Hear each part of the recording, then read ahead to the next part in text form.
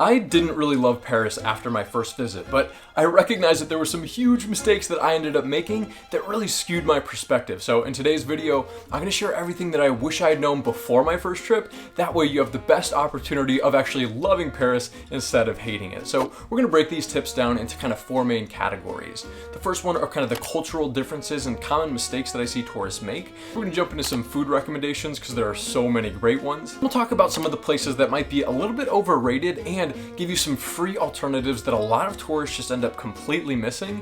And then we'll end with a couple tips about where you should actually stay during your trip. So let's start with one of the biggest mistakes that tourists make, especially American tourists, and that is thinking that French culture and French service is rude, when in fact they're not being rude. You as the tourist were being rude by not greeting them in French.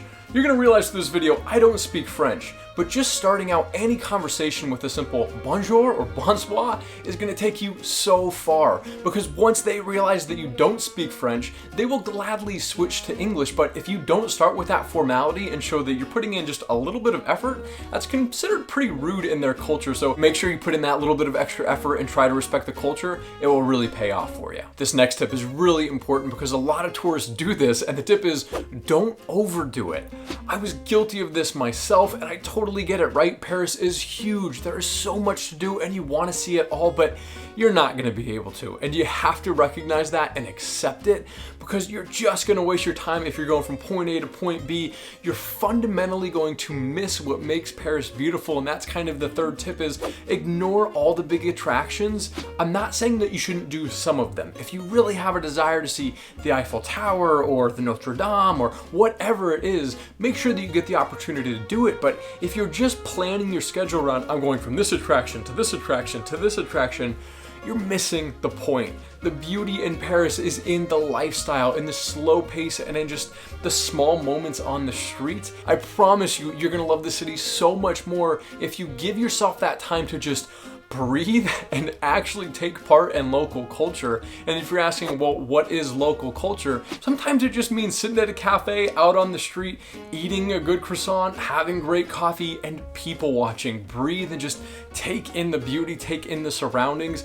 I'm telling you, you are not going to be disappointed if you schedule a few hours to do that. So don't make that mistake of just going from point A to point B. You're going to leave your trip feeling like, well, hold on, I saw a lot of stuff, but I didn't really connect with the culture, and that would be a big missed opportunity. So make sure that you understand that. But how else can you really take part in the local culture?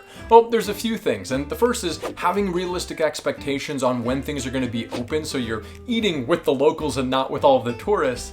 Paris tends to rise a little bit later than what Americans are used to. So a lot of coffee shops, those aren't going to be open until like 8:30 a.m. at kind of the earliest point. Some coffee shops not until like 10 in the morning. So don't feel like you have to be up super early.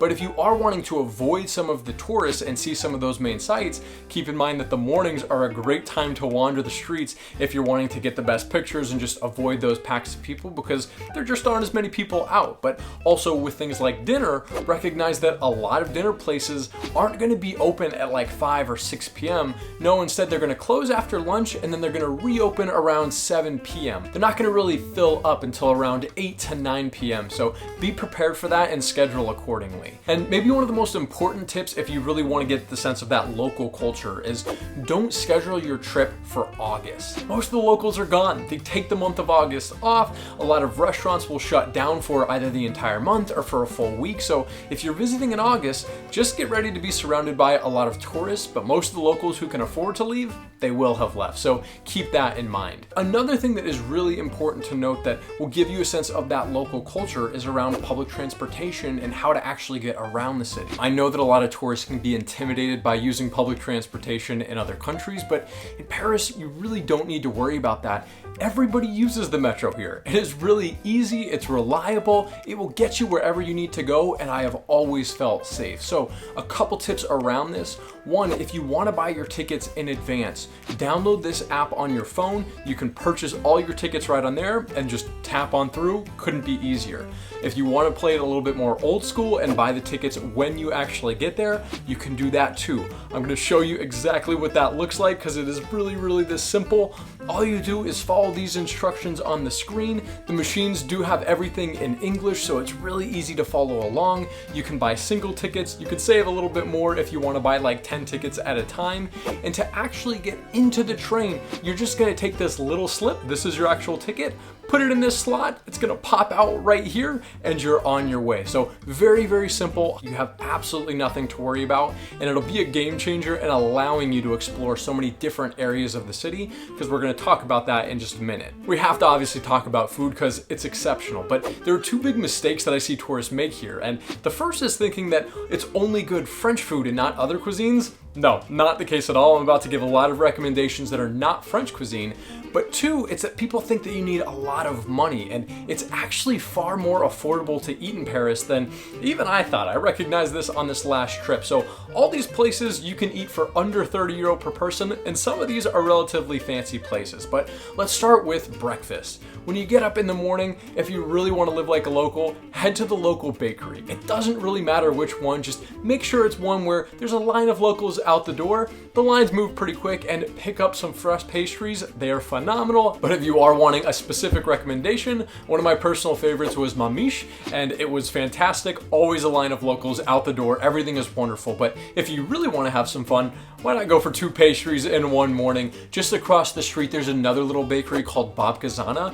Very different type of pastry, but also well worth a visit. I'd recommend them. Now, if you're looking for a lunch or dinner recommendation, my favorite meal in all of Paris is actually at a little Japanese place called Abri Soba, and I mean, just phenomenal. If you like Japanese food in an intimate setting where there are always going to be tons of locals, you can't go wrong. It is wonderful. Highly recommend them. If you find yourself over near the Eiffel Tower looking for food, there is a wonderful little place called Papu Bistra Pizza, and lovely little pizzeria. Fantastic stuff. Really great service. Always had a phenomenal meal there. And if you're looking for a meal with a little bit of extra kick, a little bit of spice, there's a wonderful Korean place called Table de Mai. It is a pretty intimate setting. I would recommend a reservation, but same thing. You can eat there for under 30 euro. Really good experience, high quality food. So definitely recommend them. And for you coffee lovers out there, if you're looking for like exceptional specialty coffee, there's a place called Fringe that the best cup of coffee and best bowl of granola that I've had anywhere on planet Earth. Like, I don't know what this place is doing, but they're doing something special. I'd highly recommend them. But I have so many other recommendations. I do want to get into some of the things that I think are a bit overrated and some free alternatives. But before I do, if you want my other recommendations, I move to a new country every single month and I'm constantly trying spots. Well, I'm working on a list to be able to send out to you so you have great recommendations no matter where you're traveling to. But it's not quite ready yet, but I do have a newsletter, and that is where I'll send out the information once that is actually up and ready to go. So if you want to subscribe to my newsletter, right now it's just a weekly travel tip every single Tuesday and update for me. So feel free to subscribe to that if you want to be on the wait list for that list when it comes out. But let's talk about some of those overrated spots and places that are completely free that tourists end up missing. The first overrated spot is going to be controversial, and it's the Louvre. But bear with me, there's a reason for this. If it's your first time in Paris, and if you're only going for 2, 3, even 4 days, I don't know that the Louvre is the best use of your time because it is so incredibly big. It is a wonderful museum, but you're going to spend so much time in there that you're going to miss out on so many other things. If you must visit it on your first trip and you are short on time and want to avoid the swarms of tourists, do note that the Louvre is open late, like in the evenings on Wednesdays and Fridays. Wednesday still has quite a few tourists, but if you go on a Friday night, it's going to be relatively empty compared to other times, and you're going to be able to get through a lot quicker. So keep that in mind, but overall, I would probably save the Louvre for the second or third visit to Paris, unless you're staying for a longer period of time. Another place that I think is a little bit overrated that I wouldn't necessarily recommend doing is the Eiffel Tower. And I'm not saying that you shouldn't see it, but actually going to the top, paying the money and the time to do that, the best view isn't from up there. The best view, in my opinion, and I think a lot of locals would agree, is from somewhere else in the city where you can see the Eiffel Tower. Now, if you're wondering where are some of those better places to get the view of the Eiffel Tower, My personal favorite is a popular hotspot. It's called Montmartre, and I probably botched that pronunciation, so apologies, but it's this area of town that is just, I mean, it's stunning, a beautiful place to be, and people don't realize that, yes, you can sit up at the church and overlook the entire city. You can't see the Eiffel Tower from that view. Instead, walk over to this water fountain right here, and right across from it, you'll be able to see the Eiffel Tower, and it is just a stunning view, even better at night. And I highly recommend hanging out in this area. Now, don't get me wrong, it's a beautiful area of town to hang out, no matter what time of day it is, but at night, Montmartre is just, there's something special about it. It's one of the most popular spots for the sunset, but once the sun actually goes down and well into the night, you're just gonna have street performers and like swarms of people. It will be a mix of both locals and tourists, but like, it's just a vibe. Like, it's an incredible energy and just atmosphere to be a part of, and I'd highly recommend it. Beautiful just area of town to wander the streets. There's a beautiful vineyard, like a lot of stuff in that area of town. Another tip is, if you are gonna take the metro up there, which I recommend, keep in mind that the main stop, I think it's like Abscess or something, I don't know, I'll throw it on the screen. That metro stop is the deepest metro spot in all of Paris. I didn't know that the first time that I got off of that stop, and I had 181 stairs to get up to the street level. Now, luckily they have filled that whole stairwell with like some beautiful art, so you do have that going for you, but they do have an elevator, and I wish I would have known that the first time, so now you know, you're welcome. Now let's talk about some of the places that are completely free that a lot of tourists end up just completely missing because they don't know about them, because Paris really doesn't have to be expensive. The first one, and one of my personal favorites, is the National Library. This is in an area where tourists are all the time hanging around, and they've got a beautiful garden. The library itself is stunning, completely free. You're gonna see locals studying in there. You can browse the books. Like, it is just an absolute like piece of art. The actual building itself, highly recommend there. You could easily kill a couple hours exploring that place. Now, if libraries aren't so much your thing and you're wanting more like free art, I've got a place for that as well. The Petit Palais is like just stunning. I mean, you put this museum in any other city in the world, and it has a chance of being ranked the #1 museum in the entire city. Like, it is that good. Stunning art, a lot of different variety, and just a beautiful garden area as well. Just a top tier place that, again, is completely free. You'd be doing yourself a disservice by not checking it out.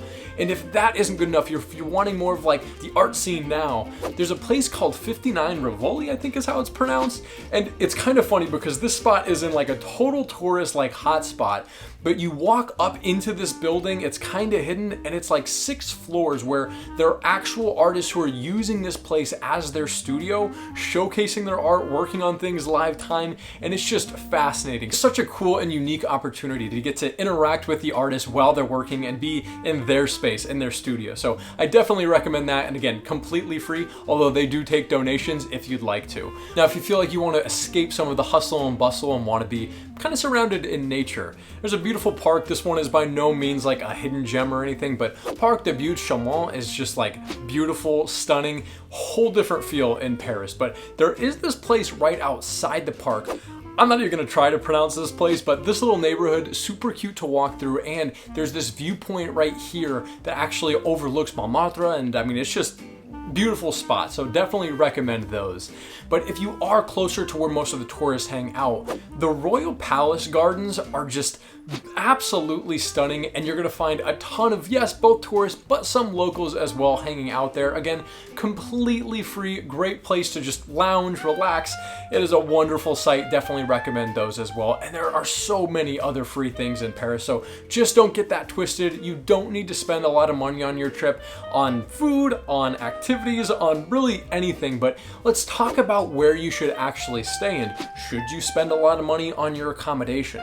Well, some people might disagree with me, but most tourists are going to be hanging out and trying to book their hotel in districts 1 through 6. And the reason for that is they seem like they're centrally located, and they are. But what's important to recognize about Paris is that if you're really going to explore all of it or many parts of it, you're going to eventually break out of that centrally located districts. So from my perspective, I'd actually rather save the money, book somewhere that is still within the main part of Paris, which is everything in this circle right here, but try to make sure that I'm staying somewhere close to a main metro stop. That way, I'm saving money on accommodation, but I still have really easy access to get from point A to point B by using the metro. That's what I did this last trip, and it was great for me. It was perfect, and that's probably what I'll do my next time. So can you spend more and stay in districts 1 through 6? Absolutely, but don't be afraid of taking a cheaper option that's a little bit further out. As long as you're in that circle and you have access to the metro, it's going to provide a great experience. And also keep in mind that those districts 1 through 6, while yes, they are centrally located, that's where the least amount of locals live. Most of the locals are going to be pushed further out into some of the higher number districts. So if you are wanting that more local experience, there's just another reason as to why you should maybe save on accommodation and be a little bit further out. And also, if you want just kind of my unfiltered thoughts on my experiences of visiting Paris and how those have evolved over time, I made a whole video. You can watch it right here, so feel free to check that out. But I hope all this was helpful, and we'll catch you guys next time.